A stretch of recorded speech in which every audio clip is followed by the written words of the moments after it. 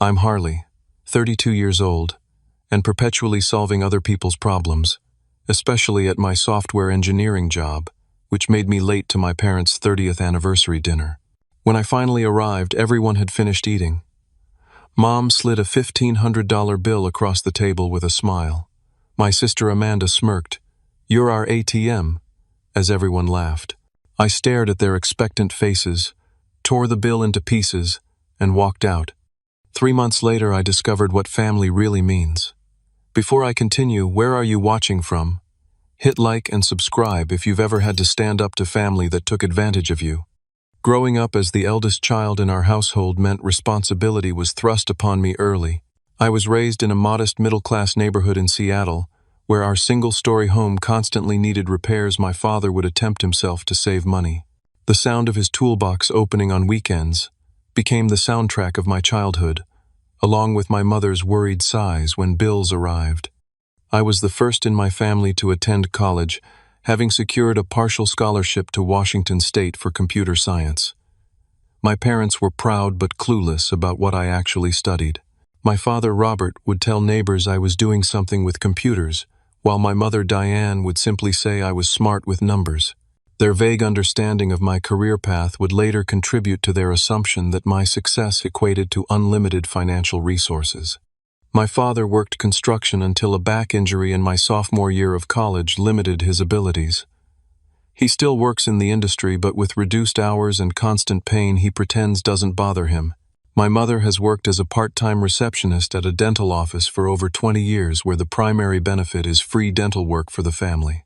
Money was always tight, but they managed to keep us fed and housed, if not much else. My sister Amanda is 28 and has never found her thing. She started community college 3 separate times, switching from nursing to business to education before dropping out entirely. She now works at a clothing boutique in the mall where she gets a discount that enables her to dress far better than her income should allow. Amanda lives in a 1-bedroom apartment. She can barely afford, drives a leased car that exceeds her budget, and somehow always has the latest iPhone. Then there's my younger brother Kevin, 24, and still finding himself. Kevin has attempted careers as a musician, personal trainer, bartender, and most recently social media influencer. None have panned out. He lives in my parents' basement, promising each new venture will be his breakthrough. He's charming and well-liked, which makes it hard to stay frustrated with him, but his financial irresponsibility is staggering. The pattern of my family using me as financial support began during my senior year of college, when I secured an internship that paid surprisingly well. At first it was small requests. Dad needed help with the electricity bill during a particularly cold winter. Mom's car required unexpected repairs. Amanda needed textbooks for a semester she would later abandon. After graduation, I landed a position at a growing tech company with a starting salary that made my parents' eyes widen. The requests grew more substantial. $2,000 for Amanda's security deposit on her apartment, $1,500 to get Kevin's car out of impound after multiple unpaid parking tickets, $3,000 toward my parents' roof replacement when insurance wouldn't cover the full amount. Each time I told myself it was temporary. Each time I transferred the money with a growing knot in my stomach. Each time the gratitude seemed to diminish while the expectation grew. My apartment in downtown Seattle became a symbol of my excess to my family. It wasn't extravagant, a 1-bedroom with a decent view, but my mother would make comments like, "Must be nice to have all that space to yourself when your father and I are still in the same house where we raised 3 kids." My career advanced steadily. I became a senior developer, then a team lead. I worked 60-hour weeks, solved complex problems, and built systems used by millions of people. When I tried explaining my work accomplishments at family gatherings, eyes would glaze over until someone changed the subject, usually to someone else's problems that coincidentally could be solved with money. The emotional distance between us grew proportionally to my income. Sunday dinners became strategy sessions where family members would casually mention financial challenges while passing the potatoes. Holiday gifts from them grew smaller, while expectations of what I would give increased. Birthday cards from my parents always included hints about bills they were struggling with rather than genuine messages. I maintained my own apartment as a sanctuary 20 miles from my childhood home, close enough to visit but far enough to separate my life from theirs. The geographic distance was manageable. The emotional gulf was becoming unbridgeable. Still, I showed up for every family event, birthday, and holiday, carrying the weight of unspoken expectations along with whatever gift or dish I was supposed to bring. By the time my parents' 30th anniversary approached, I had been serving as the family bank for nearly a decade. I had helped Amanda with 6 months of rent, during a period of unemployment paid for Kevin's certification in 3 different careers that went nowhere, and covered my parents' property taxes twice. The resentment had built up like plaque in an artery slowly, imperceptibly, until the flow of genuine connection was nearly blocked completely. Yet I still said yes, when my mother called to say they wanted to celebrate their anniversary at Bellini's, the most expensive Italian restaurant in Seattle. "Your father and I never get to enjoy nice things," she said, her voice practiced in the particular tone that made refusal seem cruel. "It would mean so much if you could treat us to a special night." I agreed, not knowing that night would finally force me to confront the unhealthy dynamics that had controlled my adult life for far too long. The day of my parents' anniversary started like many others with a crisis at work. We were launching a new feature for our biggest client, and the production environment was experiencing unexplained outages. As the team lead, I couldn't simply walk away, even though I had requested the afternoon off weeks in advance. "I'm going to be late." I texted my mother at 4:30, already 30 minutes past when I should have left the office. "System emergency. Save me a seat." Her response was immediate. "Everyone's already here. We made reservations for 6 o'clock sharp. Don't ruin this special day." The guilt trip was familiar territory, but I pushed it aside and focused on the code. By 5:45, we had identified the bug, a memory leak in a third-party API we were using. I delegated the fix to 2 capable developers and finally left my dress shirt wrinkled from the long day and my tie hastily straightened in the elevator mirror. Traffic was merciless. Seattle's notorious rush hour held me hostage as I watched the clock tick past 6, then 6:15, then 6:30. My phone buzzed repeatedly with updates from my family. "Mom, 6:05 p.m. Where are you? Everyone is waiting. Dad, 6:12 p.m. Your mother is upset. Hurry up. Amanda, 6:20 p.m. Way to ruin their anniversary. We're ordering without you. Kevin, 6:25 p.m. Dude, Mom's on her second glass of wine already. It's getting tense here." I finally arrived at Bellini's at 7:08, rushing through the ornate entrance into the dimly lit interior. The restaurant exuded old-world Italian luxury with its dark mahogany furnishings, white tablecloths, and waitstaff in formal attire. Crystal chandeliers cast a warm glow over diners enjoying multi-course meals with wine pairings that cost more than most people's daily wages. Bellini's was my parents' favorite restaurant, a place they would never visit unless someone else was paying. They had been there exactly twice before, when I got my first major promotion and when I received a significant performance bonus last year. Both times I had paid without complaint. I spotted my family at a large round table in the center of the main dining room. As I approached, I noticed everyone's plates were nearly empty. Dessert plates with remnants of tiramisu and panna cotta sat before them. Multiple empty wine bottles stood like sentinels in the center of the table. "Here he is," my father announced, his voice slightly louder than appropriate for the setting. He wasn't a big drinker, but the flush in his cheeks suggested he had indulged in the wine. My mother didn't stand to greet me. Her lips were pressed into a thin line as she checked her watch dramatically. "Only an hour and 8 minutes late. I suppose we should be grateful you made it at all."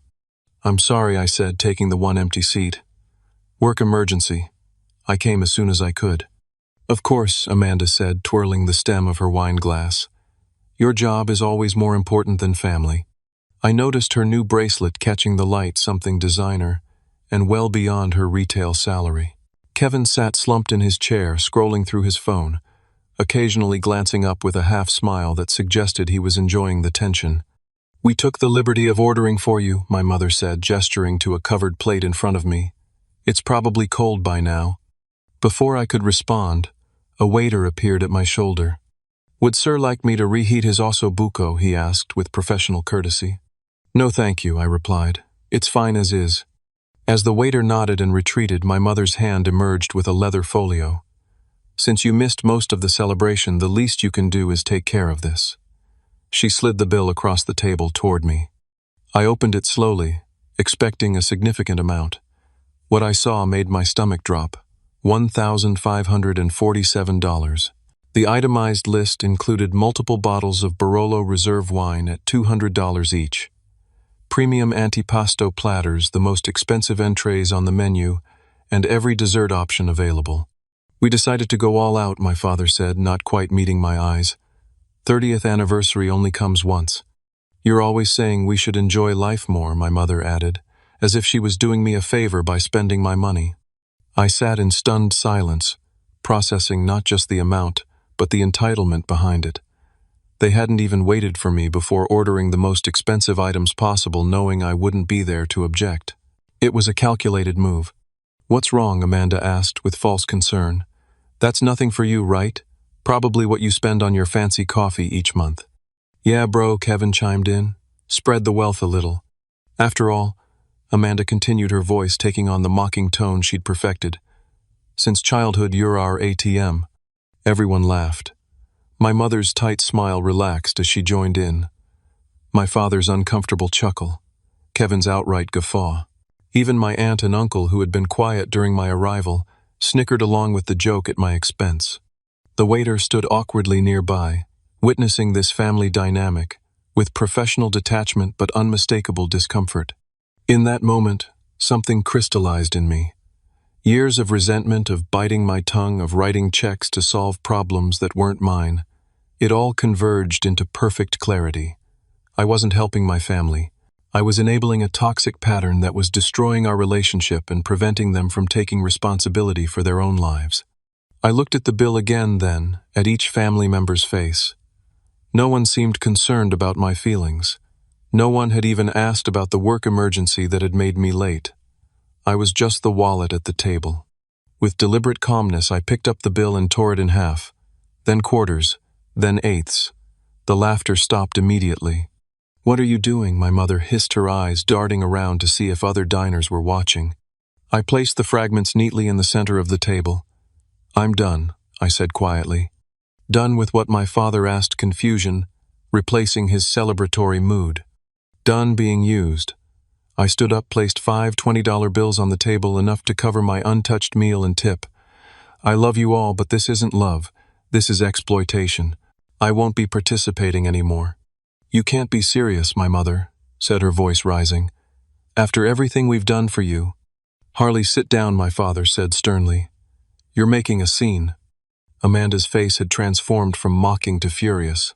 So what, you're too good for us now, just because you make a little money? Kevin just stared, his phone forgotten in his hand. I'm not too good for anyone, I replied, keeping my voice steady. But I'm worth more than being your personal bank. You didn't even wait for me before spending my money without asking. That says everything. I turned and walked toward the exit, my heart pounding but my stride purposeful. Behind me, I heard my mother's indignant protests, my father calling my name, and Amanda's cutting remark. Just wait until he needs something from us. The cool evening air hit my face as I pushed through the restaurant doors. I made it to my car before the adrenaline began to fade, leaving me shaking slightly as I gripped the steering wheel. The drive home was a blur of streetlights and racing thoughts. My phone buzzed repeatedly in my pocket, but I ignored it. For the first time in years, I felt simultaneously terrible and liberated. The weight of expected financial support had been lifted, but in its place was the sick feeling that I might have just lost my family entirely. When I finally reached my apartment, I turned my phone off completely and sat in darkness on my balcony, watching the Seattle skyline and wondering if I had done the right thing or made the biggest mistake of my life. The morning after the restaurant incident, I woke to 37 missed calls, 22 text messages, and 15 emails from various family members. I scrolled through them while drinking my coffee, the Seattle rain pattering against my windows, providing a fitting soundtrack to the storm of family drama. My mother's messages progressed from indignant, "I can't believe you would embarrass us like that," to guilt-inducing. "After all we sacrificed for you," to outright manipulative, "Your father is so upset, his blood pressure is dangerously high." Each text was designed to hit my emotional weak points with surgical precision. My father, who rarely sent messages longer than a few words, had left a 2-minute voicemail that started reasonably but gradually transformed into a lecture about respect and family obligation. "We gave you everything growing up." His voice cracked slightly. "We went without so you could have opportunities. And this is how you repay us, by humiliating your mother on our anniversary." Amanda had taken a different approach. Her Instagram story featured a vague post about toxic family members who think they're better than everyone else once they get a little success. She hadn't named me, but the timing made it obvious who she meant. Her direct messages were less subtle. "Hope your fancy job keeps you warm at night since you clearly don't need family anymore." Kevin's texts were the most conflicted. Mom's freaking out, followed by, "That was pretty harsh, bro, but then I kind of get it though. They put a lot on you." His messages revealed the cracks in the family's united front against me. Then came the extended family involvement. My Aunt Judith, my mother's sister, called to talk some sense into me. "Family supports each other, Harley," she lectured. "Your parents won't be around forever. Is this how you want to remember treating them?" My Uncle Stephen sent an email with the subject line, "MAN up," that contained a lengthy diatribe about generational responsibility and how in my day we respected our parents no matter what. The collective message was clear: I was in the wrong. I was selfish. I was abandoning my family when they needed me. Not once did anyone acknowledge that the $1,500 dinner without my consent might have been inappropriate. After reading everything, I made a decision that surprised even me. I would not respond immediately. Instead, I set my phone to Do Not Disturb, allowing only work calls to come through, and focused on the software release that had been interrupted by the anniversary dinner. Work became my sanctuary. I threw myself into coding, testing, and documentation with an intensity that impressed even my productivity-obsessed manager. "Whatever's driving you, Harley, keep it up," she said after I fixed a particularly troublesome bug that had plagued the team for weeks. The only person outside work I communicated with was my best friend Tyler. We had been friends since college, but our relationship had become more distant as my family obligations consumed more of my time and energy. When I finally called him a week after the restaurant incident, his immediate response wasn't what I expected. "Honestly, I'm proud of you," Tyler said when I finished recounting what had happened. "I've watched them take advantage of you for years, man." "You have," I was genuinely surprised. "Everyone has. Remember when you couldn't come on that hiking trip to Mount Rainier because your sister needed money for rent? Or when you had to cancel our tickets to the Seahawks game because your parents suddenly needed a new water heater? You've been canceling your life to fund theirs for as long as I've known you." It was the first time I had told someone the full extent of the financial manipulation, and hearing Tyler's perspective was like having a fog lifted. What I had normalized over years wasn't normal at all. Last Christmas, I recalled slowly, I spent $3,000 on gifts for my family. Know what I got? A $20 gift card to Starbucks from my parents. Nothing from Kevin, and a used book from Amanda that still had a library sticker on it. Tyler's laugh held no humor. "And you thought that was okay because they don't have what I have," I answered automatically, then paused as I heard the conditioning in my own voice. "At least that's what they always told me." That conversation sparked a painful re-examination of my family relationships. I began keeping a journal of financial requests over the years, documenting the patterns of manipulation. There was always an emergency, always a reason why this request was different from the last one, always the implication that saying no meant I didn't truly love them. 2 weeks after the restaurant incident, my mother attempted reconciliation. Her text message started with something resembling an apology. "We may have overstepped with the anniversary dinner." But it quickly pivoted. "Your father needs dental work that insurance won't cover. $2,000. I wouldn't ask if it wasn't important." For the first time, I replied with a simple "I'm sorry, but I can't help with that." No explanation, no justification, no opening for negotiation. Her response was immediate and explosive. "I never thought my own son would turn his back on his father's health. I guess money has changed you after all." I didn't take the bait. Instead, I blocked her number for 72 hours to give myself space to process without additional guilt trips. When I unblocked her, there were no new messages. The silence was both a relief and unsettling. 3 days later, the escalation reached a new level.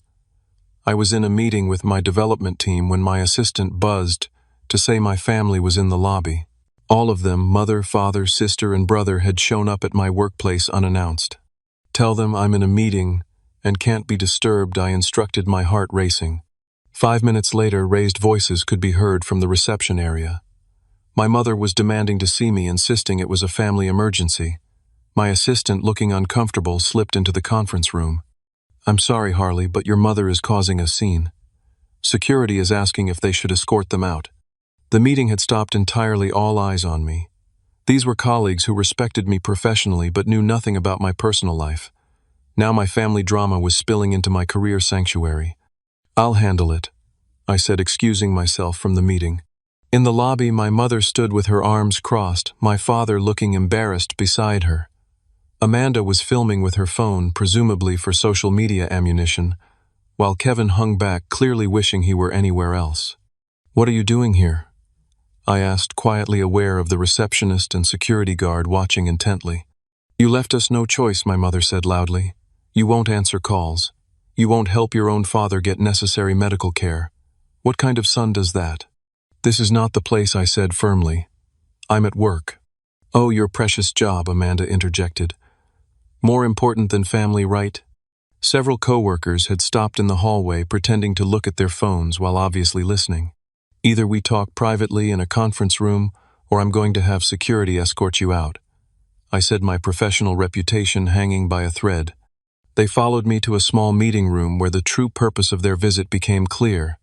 There was no dental emergency.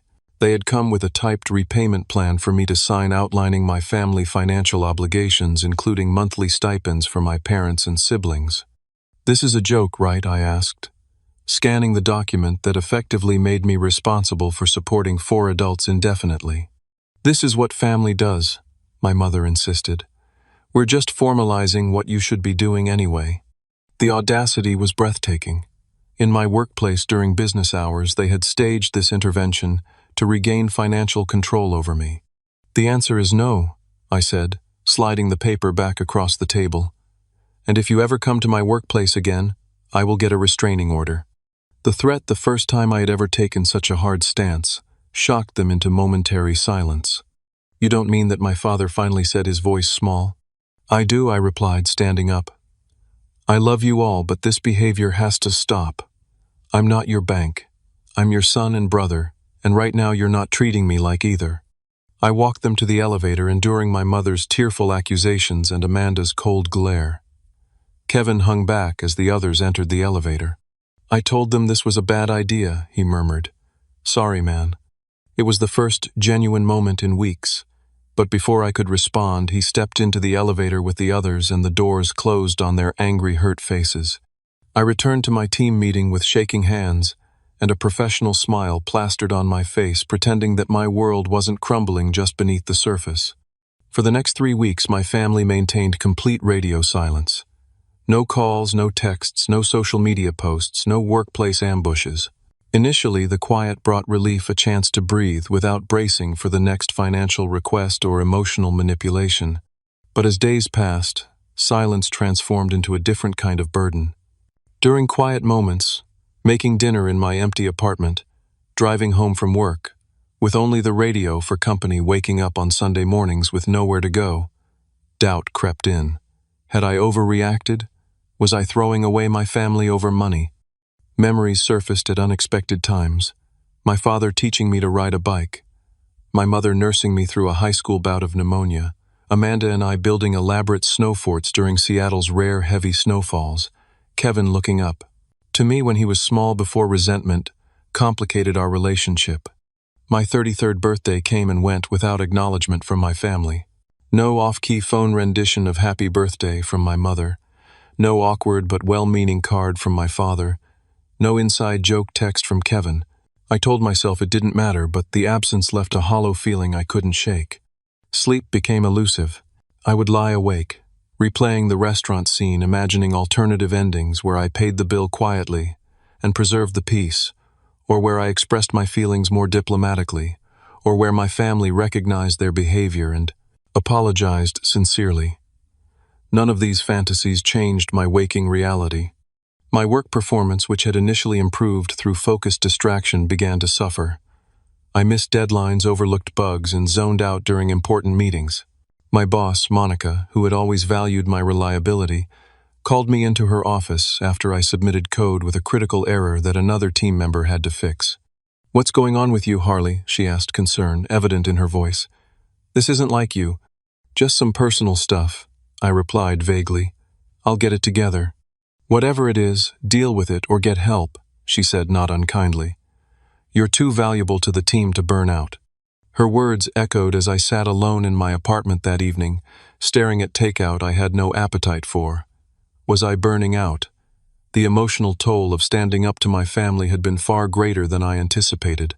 I had gained financial boundaries, but lost the only people who had been constants in my life, flawed as our relationship was. The rock-bottom moment came unexpectedly on a rainy Tuesday evening. A knock at my door revealed my brother Kevin standing in the hallway, soaking wet and looking miserable. "Can I come in?" he asked, water dripping from his jacket onto the carpet. I hesitated, then stepped aside. Kevin had always been the least aggressive in financial matters, more follower than instigator in family schemes. "Mom doesn't know I'm here," he said, immediately accepting the towel I offered. "She'd kill me if she knew." "Why are you here then?" I asked, keeping my distance emotionally and physically. Kevin sank onto my couch, looking younger and more vulnerable than his 24 years. "Things are bad, Harley. Really bad." "What do you mean?" "After you cut them off. Mom and Dad are in serious financial trouble. They might lose the house." His eyes, so similar to mine, pleaded for understanding. "The bank called about missed mortgage payments. Dad's back is worse, and he can't work extra shifts anymore. Amanda's car got repossessed last week." The familiar weight of responsibility pressed down on me. "I'm sorry to hear that, but—" "I know what you're going to say," Kevin interrupted. "That it's not your problem. But these are our parents, man. They raised us. Can you really let them lose everything?" His words hit their target with precision. Could I? Could I really stand by while my family suffered financial catastrophe? The resolve I had built over weeks began to crumble. "How much do they need?" I heard myself asking. Kevin looked relieved. $8,000 would cover the mortgage back payments and Dad's medical bills. My hand actually moved toward my phone, ready to transfer the money, when Kevin added, "Mom said this would work. She said you wouldn't let Dad suffer." The words struck like a slap. "Mom said this would work." Kevin's expression changed as he realized his slip. "I didn't mean—" "This is another manipulation," I said slowly, the truth dawning. "There's no mortgage crisis, is there?" His silence was confirmation enough. "Tell me the truth, Kevin. Now." He crumbled under direct confrontation, a quality that had made him a poor liar since childhood. "The house is fine," he admitted quietly. "Mom and Dad are keeping up with bills. It's not as dire as I made it sound." "Then why come here with this story? Why lie to my face?" Kevin looked genuinely conflicted. "They're not okay with you standing up for yourself, Harley. It's never been about the money, not really. It's about control. When you tore up that bill, you took away their power over you. They can't handle it." The honesty was unexpected and strangely touching. "And you? What do you think?" He shrugged, a gesture reminiscent of his teenage years. "I think they've been using you for years. I think Amanda is jealous of your success. I think Mom and Dad are stuck in a mindset where children owe parents everything. Then why participate in this scheme?" "Because they're all I have," he said simply. "I live in their house. I eat their food. I don't have what you have: independence. A career, your own place. I can't stand up to them like you did." His admission created the first genuine connection we'd had in years. "I get that," I said. "But Kevin, don't you see that they're keeping you dependent? As long as you live there and go along with how they treat me, you'll never build your own life." Maybe, he acknowledged. "Sometimes I envy you, you know. Not just the money, the strength to say no to them." We talked for nearly 2 hours, peeling back layers of family dynamics neither of us had fully acknowledged before. Kevin revealed that our parents had retirement savings they never mentioned when asking me for money. Amanda had received financial help from her boyfriend, but presented herself as struggling to maintain access to my support. The family narrative of perpetual crisis was largely manufactured. When Kevin finally left, he paused at the door. "They'll be furious I told you all this. I should probably start looking for my own place. You could stay here until you find something," I offered, surprising myself. He shook his head. "I need to do this on my own. Like you said, independence." A faint smile. "But thanks, big brother." After he left, the weight of everything hit me at once. I had been manipulated my entire adult life by the people who should have been most honest with me. The realization that even Kevin's visit had started as part of a scheme broke something inside me. I sank to the floor of my living room and did something I hadn't done since my grandfather's funeral when I was 16. I sobbed. Uncontrollable body-shaking sobs that released years of suppressed hurt, anger, and betrayal. I cried for the relationship I wished I had with my family, for the money I had given at the expense of my own dreams, for the boundaries I had failed to establish for so long. That night alone in my apartment, I hit emotional rock bottom. I had stood up to my family, but lost them in the process. I had gained clarity but felt more confused than ever about how to move forward. I had done the right thing but felt worse than I had in years. As I finally dragged myself to bed in the early morning hours, I made a decision: I needed help navigating this terrain. For the first time in my life, I would seek professional guidance rather than trying to solve everything myself, a pattern I had ironically learned from being my family's perpetual problem solver. The morning after Kevin's visit, I called in sick to work for the first time in 3 years. Then I spent 2 hours researching therapists who specialized in family dynamics. By noon, I had scheduled an appointment with Dr. Eleanor Winters, a psychologist, whose profile mentioned expertise in financial abuse within families, a term I had never encountered but that resonated deeply. 3 days later, I sat in Dr. Winters' comfortably appointed office, nervously recounting the anniversary dinner incident and its aftermath. I expected judgment or skepticism, but instead found validation. "What you're describing, Harley, is a classic pattern of financial exploitation," she explained. "Family members using emotional leverage to extract material resources is actually a recognized form of abuse, especially when it becomes systematic." "Abuse seems like a strong word," I replied uncomfortably. "They're not bad people." "Abuse describes behaviors, not character," she clarified. "Good people can engage in harmful patterns often without fully recognizing the damage they're causing." Over the next hour, Dr. Winters helped me identify the manipulation tactics my family had employed: guilt induction, obligation, enforcement, emotional blackmail, and what she called moving goalposts, the way each financial contribution was quickly forgotten and replaced with new demands.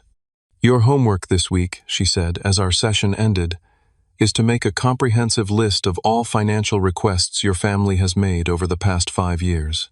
Include the stated reason amount, whether you complied, and any patterns you notice." The assignment proved more revealing than I anticipated. Scrolling through bank statements, text messages, and emails, I documented over 70 separate financial requests totaling nearly $83,000. The patterns were unmistakable: requests increased after every promotion or raise I received. Emergencies mysteriously coincided with vacations or major purchases I mentioned. Repayment promises were made and uniformly broken. In our second session, Dr. Winters suggested I consult a financial advisor to understand how these contributions had impacted my financial future. The meeting with Janet Kim, a certified financial planner, brought another sobering realization. "Based on what you've shared," Janet explained, displaying charts on her tablet, "the money you've given your family has delayed your retirement savings by approximately 7 years. It's also prevented you from building the down payment for a home which you mentioned was a goal." 7 years, I repeated, stunned. "Compound interest works in both directions," she replied. "Money given away isn't just that sum, it's all the growth that sum would have generated over time." Janet helped me develop a financial recovery plan that included accelerated retirement contributions and a structured savings approach for a future home purchase. More importantly, she helped me establish clear boundaries for any future family financial involvement. "If you decide to help family in the future," she advised, "it should be planned, budgeted, and given without compromising your financial health. Gifts, not obligations." Armed with both psychological insight and financial clarity, I returned to Dr. Winter's office with a newfound sense of purpose. Over the next 2 months, we worked through exercises that helped me untangle love from financial support, identify healthy versus unhealthy giving, and recognize the difference between generosity and exploitation. A particularly powerful session involved writing letters never to be sent to each family member expressing the hurt and anger I had suppressed for years. The exercise released emotions I hadn't fully acknowledged even to myself. "Dear Mom," my letter began, "every time you call me your successful son, I hear pride in your voice. But when that pride is immediately followed by a request for money, I wonder if my value to you is measured only in dollars." Writing these letters proved cathartic, releasing years of resentment and clarifying my own boundaries. After completing them, Dr. Winters guided me through burning them in a small ceremonial bowl in her office, a symbolic release of expectations that others would understand my perspective. "Healing doesn't require their acknowledgement or approval," she explained as we watched the papers curl and blacken. "It requires your commitment to your own well-being." As my emotional health improved, I began reconnecting with friends I had neglected during years of family obligation. Tyler and I resumed our weekend hiking trips. I joined a recreational basketball league with coworkers, discovering physical activity helped manage the anxiety that still occasionally surfaced when thinking about my family. A photography class I had always wanted to take, but had never found the time for, became a Saturday morning ritual. Through the camera lens, I rediscovered joy in observing the world around me rather than focusing exclusively on others' problems. Work performance rebounded as my mental clarity returned. My boss, Monica, noticed the change, commenting, "Whatever you've been doing, keep it up. Your old spark is back." 2 weeks later, she recommended me for promotion to senior developer with a significant salary increase. The promotion brought an interesting test of my new boundaries. My first impulse was to call my parents and share the news, and then brace for the inevitable financial request that would follow. Instead, I celebrated with friends who expressed genuine happiness for my success without any underlying agenda. With my first enhanced paycheck, I made a decision that would have been unthinkable months earlier. I bought myself something significant without guilt. Not an extravagance, but a reliable new car to replace my aging sedan with 200,000 miles on the odometer. As I drove it off the lot, I realized it was perhaps the first major purchase I had made solely for myself in my adult life. The lack of contact from my family continued, but its emotional impact diminished as I built a fuller life. Dr. Winters helped me understand that their silence was likely a continued attempt at manipulation, what she called the silent treatment designed to make me cave to restore the relationship on their terms. Real reconciliation, she explained, would involve acknowledgement of the unhealthy patterns and a commitment to change. Without that, resuming contact often means resuming the same dynamics. 6 weeks into therapy, I had a breakthrough realization. I had been defining love as sacrifice and suffering. If I wasn't giving until it hurt, I wasn't showing love properly. This distorted definition had roots in childhood observations of my parents' relationship with each other, and with money, their constant financial stress and martyrdom about providing for the family. "You can redefine love," Dr. Winters suggested. "What if love meant wanting the best for each other, including independence and growth? What if it meant healthy interdependence, rather than exploitation or dependence?" The question lingered with me for days, reshaping my understanding of all relationships in my life. I began practicing this new definition of love by encouraging Kevin's independence when he texted, occasionally offering emotional support and advice without financial bailouts. After 3 months of therapy, meditation, practice, and deliberate relationship building with friends, I found myself in a place I had never expected to reach: genuine peace with my decision to establish boundaries with my family. The guilt had largely subsided, replaced by an understanding that true love sometimes requires difficult stands. "You've done remarkable work," Dr. Winters noted in what would be one of our final regular sessions. "How are you feeling about the possibility of eventual contact with your family?" "I'm open to it," I replied honestly. "But on new terms. I can't go back to being their ATM." Her smile conveyed understanding. "That's the difference between a boundary and a wall. A boundary has a gate that can open when conditions are right. As if the universe had been listening to our conversation, my phone buzzed with a text message as I left her office. It was from my mother. "Your father and I would like to talk. Thanksgiving is coming up. Will you join us?" After months of silence, the timing was almost eerie. Standing on the sidewalk outside my therapist's office, I felt a complex mix of hope and apprehension. Was this a genuine olive branch, or another manipulation attempt? There was only one way to find out. The invitation to Thanksgiving arrived via formal card in the mail a week after my mother's text, unusual for a family that typically communicated through hasty messages or last-minute phone calls. The cream-colored envelope contained a store-bought invitation with a handwritten note, "We miss you. Please come. Love Mom and Dad." The formality suggested effort, perhaps even a recognition of the significance of this potential reconnection. Still, I approached it with cautious optimism, rather than naive hope. "What are your thoughts about attending?" Dr. Winters asked during our session that week. "Part of me wants to go," I admitted. "They're still my family, but another part is afraid of walking straight back into the same dynamics. What would make it feel safer to attend?" I considered the question carefully. Clear boundaries established beforehand, a plan for how to respond if those boundaries are crossed. Maybe meeting on neutral ground first before the actual holiday. She nodded approvingly. "Those are excellent protective measures. Remember, reconciliation doesn't mean returning to the way things were. It means creating a new relationship with healthier patterns." Armed with this framework, I called my mother 3 days before Thanksgiving. The conversation began awkwardly with surface-level pleasantries that carefully avoided the months of silence and conflict. "Before I commit to Thanksgiving," I finally said, steering us to the necessary discussion, "I need to be clear about something. I'm happy to come and reconnect, but there can be no discussion of money. If that boundary is crossed, I'll leave immediately." My mother's pause stretched so long I wondered if the call had dropped. "Is that really necessary?" she finally asked, her voice tight. "Yes," I replied simply. "It's necessary for me." Another long pause. "Fine," she conceded. "No money talk on Thanksgiving." "Thank you," I said, genuinely appreciative of her agreement, however reluctant. "I'll be there at 2. Thanksgiving morning dawned cold and clear in Seattle. I spent the morning preparing the dish I had promised to bring: roasted Brussels sprouts with bacon and maple glaze, a recipe I had perfected during my months of rediscovering cooking as a hobby rather than a chore. As I drove the familiar route to my parents' house, memories surfaced with each landmark: the park where Dad taught me to throw a baseball, the convenience store where Mom would buy us ice cream after good report cards, the high school where I had graduated as valedictorian with my entire family cheering.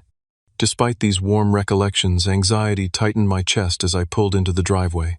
My parents' modest one-story home looked the same as always: holiday decorations already adorning the front porch despite Thanksgiving not yet being over. My mother had always been eager to rush into Christmas. I was the last to arrive. My father answered the door, his expression a complicated mix of happiness and uncertainty. "Harley," he said awkwardly, extending his hand for a shake instead of the hug that would have been normal before our estrangement. I shifted my dish to one arm and shook his hand. "Hi, Dad. Happy Thanksgiving." Inside, the house smelled of roasting turkey and my mother's signature sage stuffing. Amanda sat on the couch with her boyfriend Dave, whom I had met only once before. She offered a curt nod but no verbal greeting. Kevin stood by the fireplace and gave me a subtle thumbs up of encouragement. My mother emerged from the kitchen, wiping her hands on her apron. "You're here," she said, as if confirming a fact she had doubted. There was no hug, but her eyes lingered on me with what seemed like genuine emotion. "I brought Brussels sprouts," I said, holding up my dish. "You know your Uncle Stephen hates those," she replied automatically, then caught herself. "But thank you for bringing something." The awkward tension was mercifully interrupted by the arrival of my grandparents, followed quickly by my Aunt Judith, Uncle Stephen, and their 2 teenage children. The house filled with the buffer of extended family, diluting the intensity of immediate family dynamics. Dinner itself was a carefully choreographed dance of polite conversation. Weather, recent movies, my cousin's college applications, all safe topics that required no emotional vulnerability. My father made several attempts at normal interaction, asking about my work projects in a way that suggested genuine interest rather than financial calculation. The new system we're developing will help emergency response teams coordinate during natural disasters. I explained, surprised, to find him asking follow-up questions rather than glazing over as he typically did during tech discussions. "That sounds important," he said. "You always were good at solving problems." The comment hung between us, loaded with unspoken meaning. I had indeed been the family problem solver, especially financial problems, for too long. As the meal progressed, I began to relax marginally. The boundary agreement seemed to be holding. No one had mentioned money loans, bills, or financial struggles. Maybe this was progress. Then came dessert. As my mother served pumpkin pie with whipped cream, she casually mentioned, "We're thinking of getting a new artificial Christmas tree this year. The old one is shedding like crazy. The good ones are expensive." Amanda added a familiar leading tone in her voice. "Like $300 for one that doesn't look cheap." "Christmas shopping in general is so stressful," my mother continued, "especially on a tight budget." I felt the familiar pressure building, the subtle hints that had previously been my cue to offer financial assistance. My fork paused halfway to my mouth. "Speaking of expensive things," Amanda said, turning to me with a smile that didn't reach her eyes, "that's a nice new car in the driveway. Must be nice to afford such luxury items." And there it was, the boundary crossed through implication rather than direct request. "It's a Mazda, not a Mercedes," I replied evenly. "Reliable transportation." "Still," she persisted, "must have cost, what, $35,000? That's more than I make in a year." The table had gone quiet, all eyes moving between Amanda and me. My mother watched with poorly concealed anticipation while my father studied his pie with sudden intense interest. I placed my fork down carefully. We agreed no money discussions today. "I'm not discussing money," Amanda protested. "I'm just commenting on your fancy new car while the rest of us drive old clunkers." The familiar guilt trip strategy, transparent now that I had learned to recognize it. I pushed my chair back slightly, preparing to stand and leave as I had promised I would if boundaries were violated. "Amanda, that's enough," came an unexpected voice from the end of the table. My grandfather, my mother's father, spoke with quiet authority. At 82, he rarely inserted himself into family conflicts. All heads turned toward him in surprise. "I've sat by for years watching how you all treat Harley," he continued, his weathered hands folded calmly on the table. "I've never said anything because it wasn't my place, but I can't stay silent anymore." "Dad," my mother began, "you don't understand." "I understand perfectly," he interrupted gently. "I see history repeating itself. Your Aunt Mildred did the same thing to me. For decades expected me to fund her lifestyle because I had a good job while she made poor decisions. It nearly broke our relationship permanently." The revelation stunned the table into silence. I had never heard this family history before. "When I was Harley's age," my grandfather continued, "I finally had to tell Mildred no. She didn't speak to me for 2 years. It was painful but necessary. Eventually she learned to stand on her own feet, and our relationship became healthier than ever." My mother's face flushed red. "This is completely different." "Is it?" my grandfather asked. "You raised a hard-working, successful son. Instead of celebrating his achievements, you treat him like a personal bank. I've watched him give and give, while getting very little appreciation in return." The uncomfortable truth hung in the air. Amanda's boyfriend stared at his plate, clearly wishing to be anywhere else. My cousins exchanged wide-eyed glances. "We've sacrificed everything for our children," my mother said, voice rising defensively. "As parents should," my grandfather agreed, "without expectation of repayment. That's what love is." His words echoed what Dr. Winters had been helping me understand. Love without strings attached. Support without exploitation. My mother stood abruptly. "I don't need parenting lessons in my own home on Thanksgiving." She stormed into the kitchen, the swinging door closing behind her with a bang. My father looked torn, glancing between the kitchen door and me. Amanda seized the opportunity to follow our mother, throwing me a venomous look as she passed. Kevin remained seated, watching the drama unfold with a strange expression, part discomfort, part admiration. "I think I should go," I said quietly, to no one in particular. My grandfather nodded in understanding. Sometimes space is necessary, but remember, standing your ground isn't the same as giving up on family. I thanked him, said awkward goodbyes to the remaining relatives, and headed for the door. To my surprise, my father followed me out to the driveway. "Harley, wait," he called as I reached my car. I turned keys in hand, bracing for whatever guilt trip or justification might follow. Instead, my father did something I couldn't remember him doing since I was a child. He apologized. "I'm sorry," he said, simply, hands shoved in his pockets like a schoolboy. "Your grandfather is right. We've taken advantage of your success instead of just being proud of you." The unexpected accountability left me momentarily speechless. "I can't speak for your mother or Amanda," he continued, "but I can tell you I'm ashamed of how we've treated you. I should have put a stop to it years ago." "Why didn't you?" I asked, the question I'd wondered for so long. He sighed heavily. "It was easier not to. Your mother has always worried about money even when we have enough. When you started doing well, it became a pattern I just went along with." He looked up at me directly. "That's no excuse. I failed you as a father by not protecting you from our expectations." The genuine remorse in his voice reached something deep inside me. "I don't mind helping family," I said carefully, "but there's a difference between occasional help and being treated like an ATM." He nodded slowly. "I understand that now. And I want you to know," he paused, seeming to search for the right words, "I want a relationship with my son that has nothing to do with his wallet. I miss knowing what's going on in your life." "I'd like that too, Dad." "It won't be fixed overnight," he acknowledged. "Your mother will take time to adjust. Amanda even longer. But if you can be patient with us trying to learn new patterns, I promise I'll do my part." As I drove away from my childhood home, I felt something I hadn't expected from this Thanksgiving visit: hope. Not naive optimism that everything would magically transform, but a measured hope that at least one family member understood the need for change. It wasn't total reconciliation, but it was a first step on what would clearly be a long road. As December arrived, bringing Seattle's characteristic gray skies and persistent drizzle, I reflected on how much had changed in just a few months. The anniversary dinner confrontation felt simultaneously like yesterday and a lifetime ago. After the tumultuous Thanksgiving, I decided that any further family interactions should occur on neutral ground. I texted my father suggesting we meet at Cornerstone Coffee, a shop equidistant between our homes. To my surprise, he agreed readily and asked if my mother could join. "She won't talk about money," he promised.